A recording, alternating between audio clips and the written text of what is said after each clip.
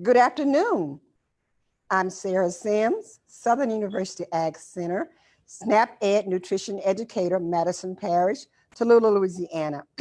We want to welcome you today to our third session on home food preservation.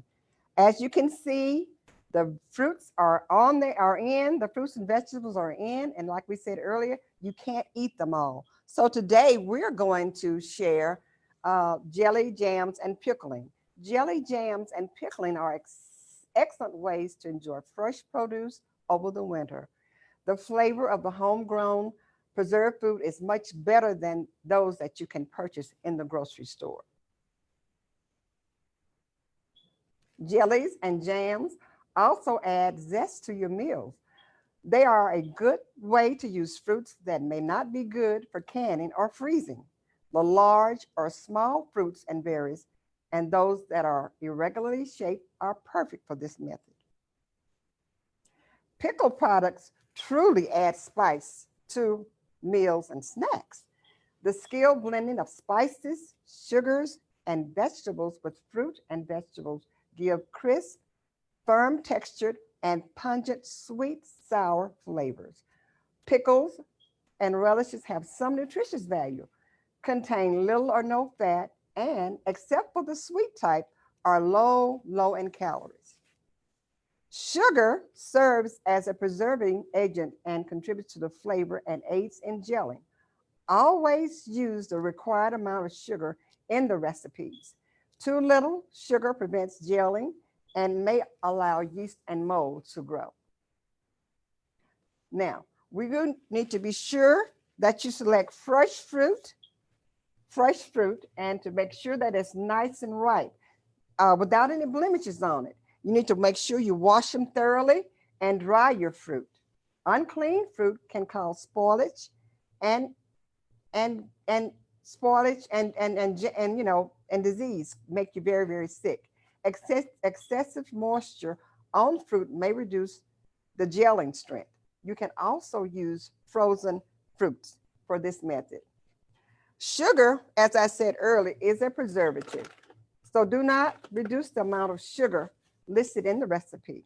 Pectin is a natural carbohydrate that occurs in all land plants. Different types of pectin are made for specific uses. Each pectin product has its own preparation technique, ingredients, and proportion. Specific types of pectin are not interchangeable, so you can't mix them together. You have to use one or the other. Fruits lower in natural pectin includes blueberry, peaches, apricot, pears, raspberries, blueberries, and figs. High pectin fruits are apples, crab apples, quince, red currants, gooseberries, grapes, plums, and cranberries. Now, processing your jams and jelly, you're going to process them in a boiling water bath. To start, to make things go, you need to prepare your boiling water canner before you start to cook your jellies or jams. Sealing jellies and jams. Jellies and jams are safe to eat. How long they will keep depends in part on whether they are sealed correctly. Process your jams and jellies in a boiling water bath to prevent mold and growth. Pickles, relish, and chutneys. Pickling is a great way to store excessive vegetables. Pickling isn't just for cucumbers either. You can pickle peppers, onions, tomatoes, carrots, watermelon, peaches. Lots of different vegetables and fruits can be pickled. You want to be sure to prepare your pickles correctly. Be sure to make sure that they're clean. You want to pick young, tender, sound, firm fruit for pickling. Quality vinegar and fresh whole spices and herbs. And when choosing fruits and vegetables for pickling, select those that are near the same size. You want to select the ones that are near the same. You don't want to have a big one and a small one. So this all is important when you're selecting your vegetables for processing. Fruits and vegetables to be pickled should be washed thoroughly with a vegetable brush and running water.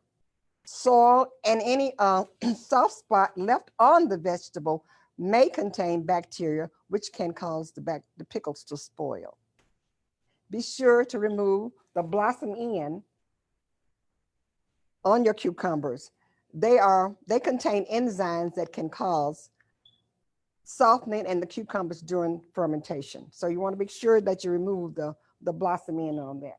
Salt, salt for pickling brine should be canning or pickling salt, a pure granulated or rock salt that has no iodine.